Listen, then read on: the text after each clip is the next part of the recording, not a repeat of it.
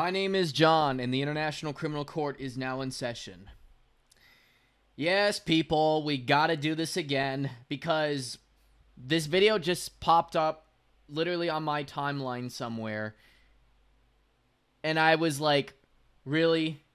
There has to be a reason why he thinks the way he does in this video.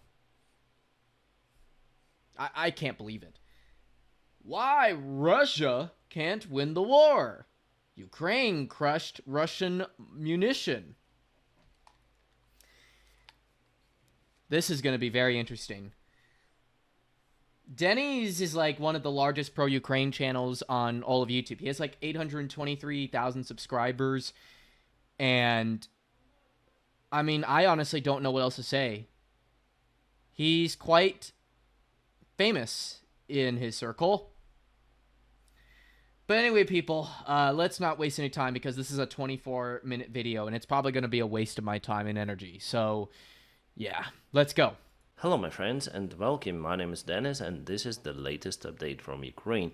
I want to start this video from explaining you why Russia is unable to win in this war. Sometimes I read comments from the Russian side saying that they are victorious, they are taking the ground, and little by little they are winning. They even started this new Kharkiv operation which completely failed. Why does everybody say Kharkiv? It's Kharkiv, not Kharkiv, it's Kharkiv. Them with their losses ratio and inability to send more of their resources, but we're gonna speak about it later on in this video. Well, the main factor for Russia in this war was the inability to control their forces, providing enough communication and supplies. And also one more thing, their command is quite incompetent. Yeah, they're kind of a mixed bag, and there have been a lot of like instances of them being incompetent. I cannot really disagree there. That is why they were unable to hold all of those territories under control. And also, here's the thing that Denny's won't tell you. It's because Russia did not have enough men to literally secure these areas. They literally went into Ukraine with like only a couple hundred or so thousand troops. That's just hilariously bad. Finally gave up all of that to Ukraine. On the paper, they had enough forces to occupy all of the Ukraine, but at first they decided to use just the part of it, the tiny little part, less than 200,000 troops back in 2022. Yes, for now they increased their group by more than 2 times, but they're still capable to control this territory, which is much less compared to what it was from the very beginning. Yeah, but from a logistics standpoint, though, it's much more beneficial for Russia to be in the position that it is in now, when you have that land bridge from, I guess, the Russian border all the way to Crimea. That land bridge is just, it makes total sense, and I can sort of see why they haven't made any big major pushes yet, though I do understand if a lot of people are confused and why they're so skeptical about the Russian success in Ukraine because of that. And if we check out probably the most effective Russian advancement, for example, Avdiivka, let's measure what it was back in 2022 and what it is today, 26.82 kilometers, so 27 kilometers. Roughly 17 miles from the previous border of the unrecognized Donetsk People's Republic. Don't you mean, which is part of Russia? 2 years. Yes, we understand that Russia got those huge areas under control, but it was the mistake of Ukraine. There was almost no resistance. In all of the southern part, just Mariupol was well defended by the Azov regiment, but Azov had much less resources compared to the Russian army. That's why in a while Russia was able to occupy the city. Russians simply encircled the settlement and cut all of the supplies. Every army would surrender in that case. So I must state 100% that Ukraine wasn't really prepared for the Russian offensive from the very beginning, but Kinda, yeah, but Russia also wasn't prepared to take over the whole Ukraine in return. Like, both sides were being kind of incompetent at the start. It was a mess. Russia also wasn't prepared for Ukrainian resistance, and the area where the Ukrainian True. and resistance was prepared. For example, eastern part, Russia advanced not that much. Also, the most crazy losses they had for Bakhmut as well as for Avdiivka. In Bakhmut, they lost around 20, that's what they say. Some experts say 25,000 soldiers. In Avdiivka, it's around 17,000. But the I mean, Prigozhin himself said they lost 20K. So, yeah, take it from like him, honestly, if you want to know about how many RU soldiers or mercenaries died in Artemovsk. settlement of Avdiivka is smaller compared to Bakhmut. And Bakhmut is not that big city, Ukraine has dozens of them. The biggest city Russia was able to occupy is the Kherson city, but only because there was no resistance against the Russian advancement. They went here occupying all of this region, and just to make alive they had some of the resistance and were forced to retreat after all. Their positions were limited to this area at first, but after Ukraine started its counteroffensive, Russians decided to withdraw their forces. It was more like, it wasn't because of the counteroffensive. It was more because logistically it was a huge nightmare. Because the bridge that was separating Kherson City and the rest of like left bank Kherson Oblast was just being blown up every day by HIMARS.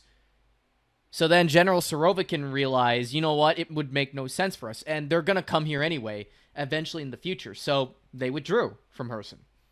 As embarrassing that was, it was the right call militarily. A goodwill gesture. Russia performs all of those goodwill Oh yeah, the meme, the goodwill gestures.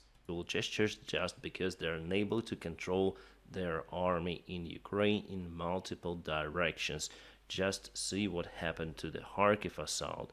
It completely failed without reaching its goal, so for sure Ukraine will push Russians out from the Kharkiv region. Hold it right there, Tiger.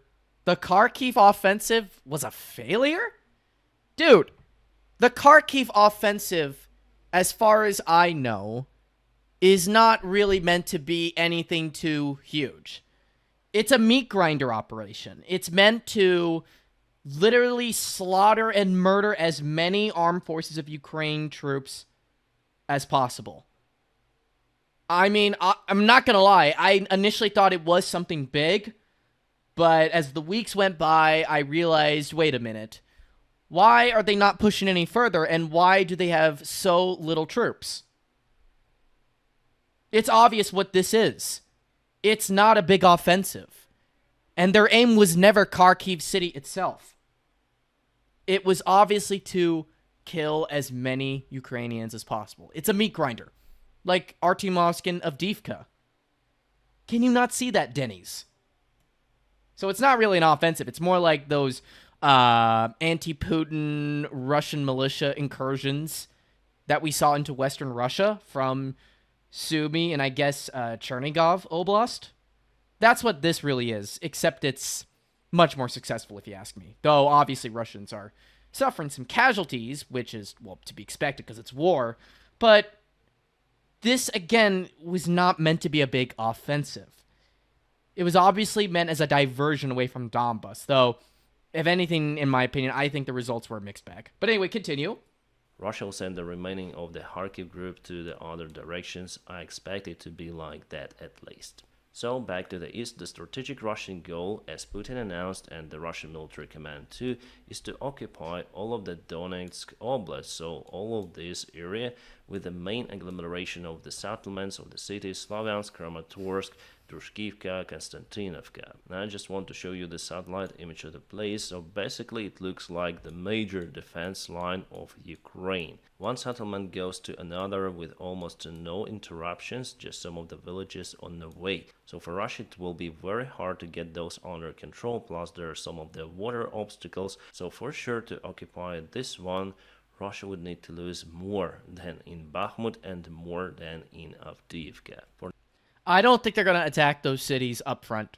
I think they're going to go around them, like besiege all of them. Now the Russian losses is around 500,000 soldiers. What? This guy actually said or believes that they've lost a total of 500,000 troops? Really? Like, what? universe do you live in, man? We're speaking about KA and also wounded army personnel. Some of the Z patriots may say that this number is fiction, but give me your statistics, please, because Russia doesn't show it, as well as Ukraine, by the way, and I think it's normal for each side to hide their losses. But Denny's, you are absolutely coping. You are lying. You know this is fake. Just admit it. You know it's fake.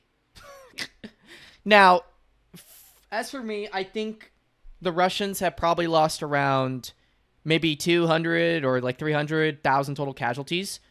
And as for the body count itself, I think it's around maybe 50 to 80 or 90,000 troops. They're definitely going to reach the 100,000 threshold. That's definitely going to happen. But now it's hard to tell, honestly. the international experts and also military intelligence, for example, from UK, confirms that number. So if there is no any What? change in the Russian military tactics, if they continue to waste their soldiers on the front lines, for them to get Donetsk Oblast under control, they would need to lose at least 1 million soldiers just for the Donetsk Oblast. And with the current pace, they will do it in around 3 up to 4 years. We may easily calculate it by their advancement rate. By the way, here also some of the mistakes were done from Ukrainian side. Remember how the brigades were changed out there at the very important moment that was not appropriate to do so. So Ukrainian army is not ideal either. No army in the world is ideal, but the Russian army is really incompetent, especially the Russian military command. This guy is so arrogant, so overconfident. It's unbelievable. The solution they choose in this war is to use midwaves. It's the old Soviet tactics. What? What? What? But Russian population is not that big as in the Soviet Union. Before the war, Russia had around 40 million working men, those who are still able to fight. Many left the country and many lost their lives or health in Ukraine. So now this number is obviously much lower. Well, Russia actually tries to add some forces. They understand that at some moment they would have to announce a new massive mobilization in the Russian army. Now they pay a lot for the expats or mercenaries from Nepal or African countries to fight for Russia. They usually live not for a long time. And if the new Russian mobilization is announced, many Russian men would again leave Russia. Russians has already started to understand that from this war there's no return. And yes, Ukraine has much less resources. It's not even the population of Ukraine right now. I think we have around 25 million totally in Ukraine. That's a little closer to the truth. A lot of people left Ukraine since the start of the war. From which I think 5 million are the men in the working age. But Ukraine is in defense, so it loses much less forces compared to the Russian army. And Ukraine tries Again, he's being very overconfident, very arrogant. to avoid heavy losses. Just yesterday I told you about one of the Ukrainian main commanders, who was even dismissed. I hope his actions will be investigated. At least our volunteers and military community, especially Marines, are calling for persecution. So Ukraine overall fights with higher efficiency compared to the Russian army. Also, the weaponry and artillery systems Ukraine has are much complicated and sophisticated compared to the Russian army. The Ukrainian shells are more precise, communication, logistics, everything is better for Ukraine. For now, Everything is better for Ukraine. Oh my god. This guy's just proving me more right why I put him in the Fed tier. Russia is just able to take the ground because they have lots of the stuff compared to Ukraine. Yes, their BTRs are much worse compared to Bradleys, their tanks are much worse compared to Leopard 2 tanks, but they're using the Soviet mighty power, even T-62 tanks, converting them to the Hunger or BDSM tanks. At the same time, we see that the storages in Russia are getting emptier. Almost empty, I would say. Russia even had to move their army vehicles from the border with Finland, with NATO, to fight in Ukraine. So after all, I think NATO is not the greatest enemy of Russia. So the Russian military Denny's, you do realize that they're producing like vehicles like every day, right? Within Russia itself, right? It's not that they're just emptying out stuff from other parts of, European Russia. They're producing shit literally like every day, like 24/7. They're working nonstop around the clock. Like, I mean, if Russia is doing so badly, then why are they still advancing? Explain that to me.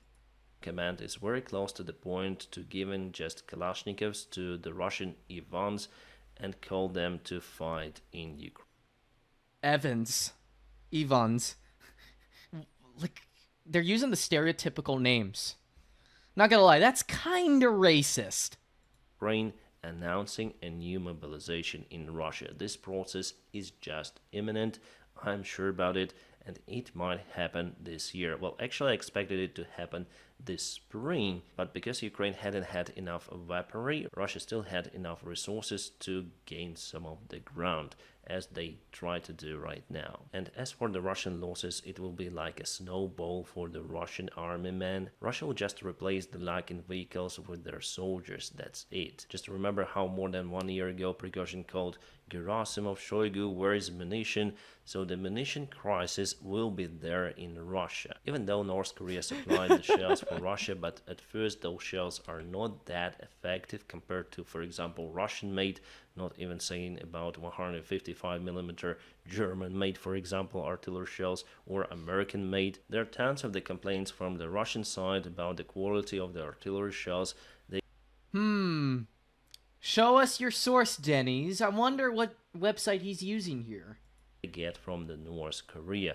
They simply do not reach their target, and also they worn down the barrels of artillery systems, limiting the resource of the Russian artillery, so North Korean shells are not always good. Because Russia is unable to reach control over the Donetsk, Kherson, Zaporizhzhia, and they haven't even fully occupied Luhansk Oblast, they call for some sort of the peace agreements with the Ukraine, but actually it's fake. They want to get the ground just because they physically unable to do so. Today the Russian foreign minister They're not begging for peace. If anything, they're giving more like an ultimatum, like, this is like the best we're gonna give you. Otherwise, we're just gonna keep pushing, even if it means more of us die. The Russians just don't care at this point. Lavrov said that Russia will not continue fighting during the process of the peace talks. It means that they're not looking for peace. It seems like the Russian management is totally out of the reality. I think that Putin lives in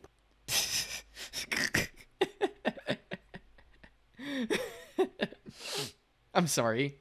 I'm so sorry, guys, about this. This is such bullshit that this guy is literally spewing. parallel world, then Russia is always winning. But if you take some sort of the village or the house, it doesn't mean that Russia is winning. No, Russia is losing Cope! lots of the soldiers, lots of the resources. And those are not infinite. And if you check out the combined GDP of all of the countries which support Ukraine, you'll see that it's 75% of all of the world GDP. Oh, this guy thinks GDP matters, huh? That's funny. That is really funny. So potentially Ukraine has enormous resources even fighting against. And also, when it comes to like infinite or finite resources, it's not even close. I think Russia has more resources than Ukraine does. And the West too. I mean, they literally got China, Iran, India like on their back, who have all sorts of raw resources. And then you got like North Korea and now I guess Taliban controlled Afghanistan. Come on, man. Don't cope like this. Russia. The main thing is to support that resource to Ukraine. But sometimes we have troubles with that from some of the Western politicians. Some of them still wanted the things as they were before, but it's impossible. They have to deal with Russia, otherwise the new world war will come. Some of the Russian military There will be no World War III. Stop the fear-mongering. bloggers say that it's just a matter of time that Russia occupies all of the eastern side of Ukraine, announcing a Novorossiya Republic. Well, I agree, it's just a matter of time, maybe 20 years, maybe 30 years, and it would cost millions of losses in Russia. Okay, this is sort of plausible. The Russians taking control of eastern / left bank Ukraine. This is actually very plausible, and that could be how things maybe come to an end. But 20 to 30 years? No. No. That is very, very confident on Denny's part. But yeah, left bank Ukraine is definitely doable for Russia. Chernigov, Sumy, Kharkov, Zaporizhia, I guess left bank to Dnipropetrovsk and Kiev, all doable. Oh, and Poltava. But right bank Ukraine, I don't know. We'll just have to wait and see. Obviously, Russia will not do it because it will collapse before. With such a tremendous loss, Wait, what did he just say? obviously Russia will not do it because it will collapse before. With such Oh, Russia will collapse. It's over. They will collapse because they're moving slowly in Ukraine.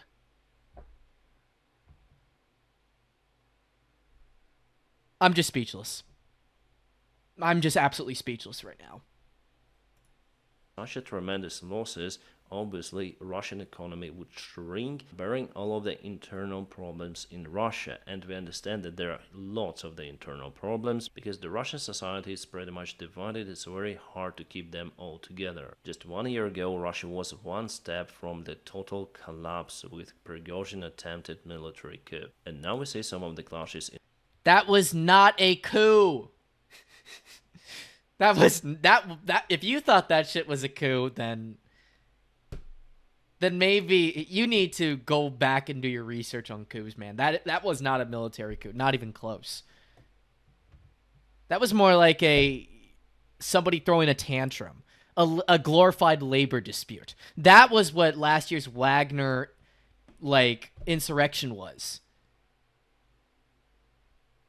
They were not even trying to overthrow the Russian government. They only wanted Shoigu and Gerasimov to resign for their mediocre job in Ukraine. That was all what Prigozhin wanted. And also, when you talk about a divide, are you sure there's no divide in Ukraine, Denny's? Very interesting for you to talk about a divide within Russia when you don't even talk about the even bigger divide within Ukraine. in Dagestan, so Russia looks very solid, but actually it's not. A tiny little spark sometimes is enough to light up a huge fire of revolution. Actually, every revolution in Russia wasn't expected before and happened very rapidly. But usually military conflicts expedite the process, as the First World War was one of the main causes for Red Revolution to start in Russian Empire, as well as the Afghan War was one of the crisis moments in the Soviet history, which also led the Soviet Union to collapse. And it looks like this war which Putin started against Ukraine will be one of the main levers for Russia to collapse. I think Afghanistan and Ukraine are not the same thing. Ukraine, from the eyes of Russia and Russian people themselves, view Ukraine as a lost territory of Russia. Along with Moldova, Belarus, and maybe the Balts. But, come on, man. If you're comparing this to Afghanistan, you really have no credibility. It's a poor comparison. Afghanistan happened because literally a communist regime in Afghanistan was getting its ass whooped by Islamic fundamentalists. And then they came in, and then we, the United States of America, and our allies all sponsored the Islamic jihadists when they were losing ground themselves within Afghanistan. That was a proxy war, just like Ukraine.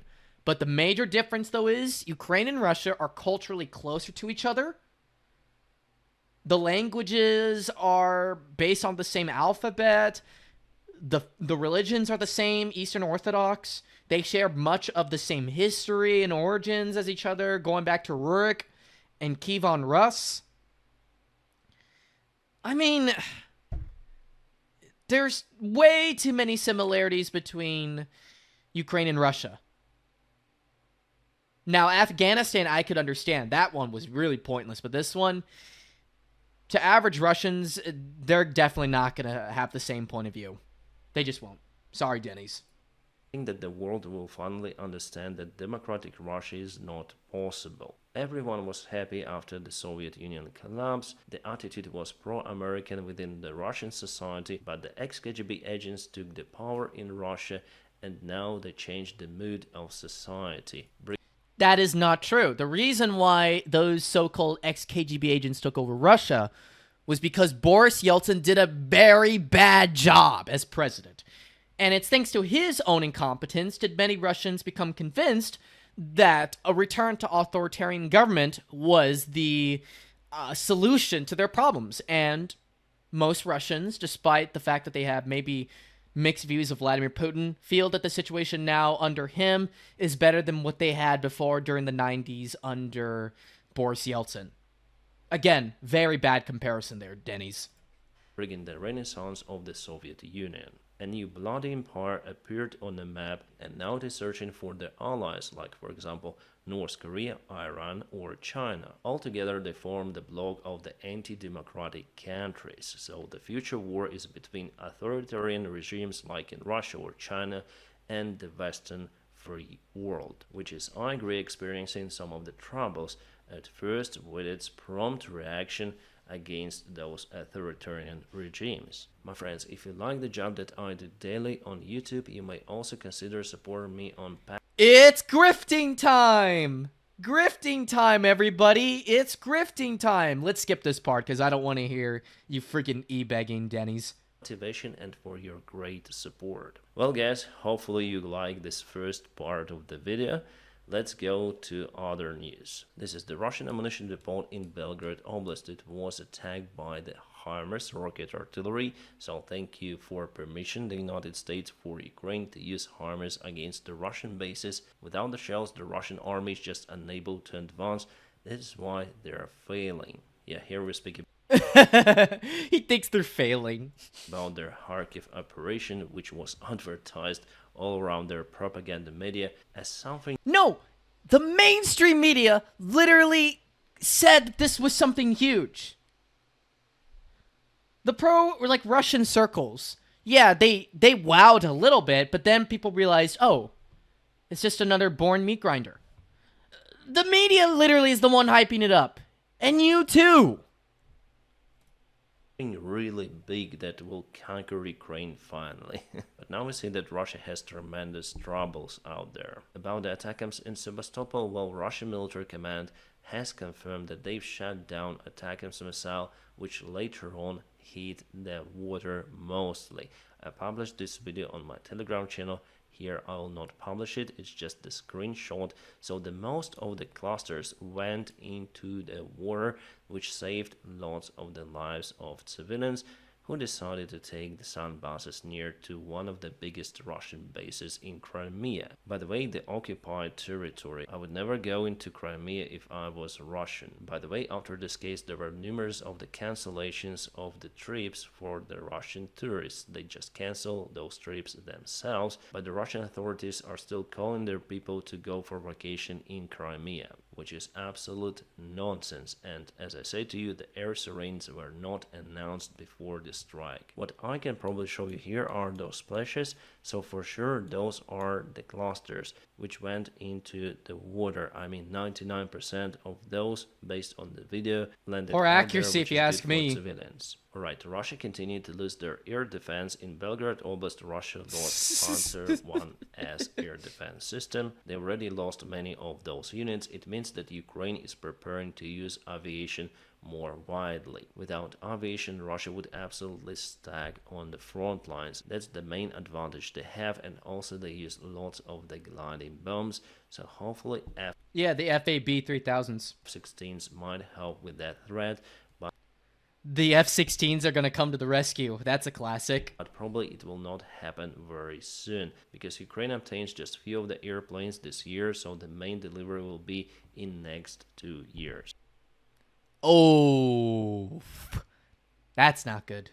So potentially Russia still has time and resources for their small advancements. during the next year, but finally they will be stopped. By the way, Russia announced for the summer a huge offensive operation against Ukraine, and so far we don't see it. Why? Because they don't have resources. And this is how the Nah, they have the resources. It's just they don't have the will to launch the offensive because they're afraid of so many losses. But also, let's see if there's anything else interesting here. Not really. Oh, maybe let's hear his take on the 2024 election.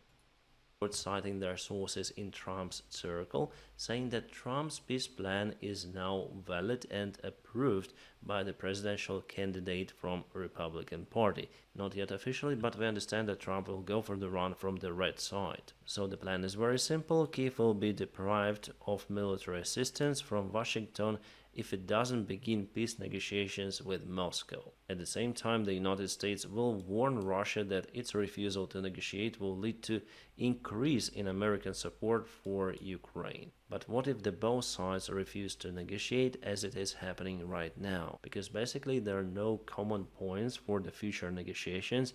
Russia wants to take Ukrainian land, more of it, and Ukraine will never agree on that. So in that case, what should the United States do? Yeah, I kind of agree with Denny's here. This is a clusterfuck of a proposal. It makes absolutely no sense. Donald Trump needs to quit being so delusional. Of Ukraine from the military support, well, that's what we probably might see if Donald Trump will take power. And Russia is eagerly waiting for it. It's basically their dream for Donald Trump to win and seize the support of Ukraine. But even in that case, Ukraine will be not defeated by Russia, because there are many Cope. other allies, and Trump is not forever in the White House, plus he doesn't have the infinite power. And here let's watch how Russians celebrated the Trump's victory back in 2016. Well, these Russian Trump supporters have spent the night in this Moscow bar. They told that Trump is our guy, Le Pen is our lady, and Putin is our leader. How funny is that? By the way, Marie Le Pen was standing applauding to Zelensky during his last visit to France. So in this case, is she still good for the Russian Z-patriots? Back in 2016, one of the main Russian propagandists, Margarita Simonyan, said that she will put the American flag and drive with it across Moscow if she finds that flag.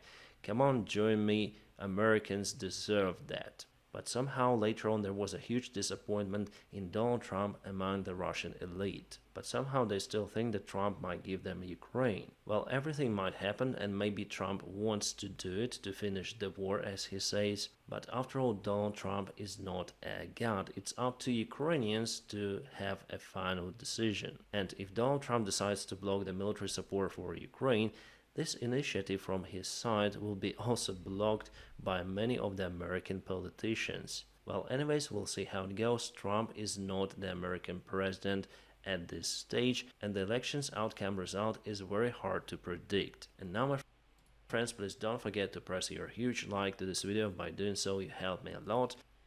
Okay, so just to conclude this video, Denny's is, again, coping a lot, as I've expected from him. He's obviously lying, especially about the casualty loss count. Now, I do agree with him that it's very plausible that Russia could take control of left bank Ukraine, aka Eastern Ukraine. But really, in 20 to 30 years, no, I don't see that happening. But for the most part, this video was just him rambling on a very quiet and boring day with no movements on the front line from either Russia and Ukraine. I felt like he made this video primarily out of boredom and also to grift, as he always does. But yeah, Denny's is a liar.